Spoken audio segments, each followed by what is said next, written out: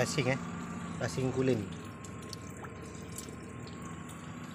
Ni 1 liter, masalahnya kita kena tambah minyak, tambah air. Kita buang coolant lama dulu. Ni coolant tadi ni tak cukup. Kita masuk Toyota. Tangki dah bersih, tapi dia masih kuning lagi getah yang jadi kuning. Kita coolant, flushing. Ni flushing sebenar-benarnya. Kita buang dulu coolant lama ni, baru kita masuk 1 liter campur air sampai coolant tu bersih. Dia dah bersih, barulah kita pakai ODB scanner. Kita check dia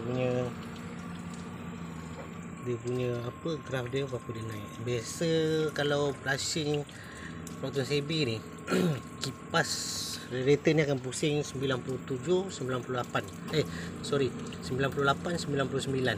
Kalau 97 tu dia pusing normal lagi lah.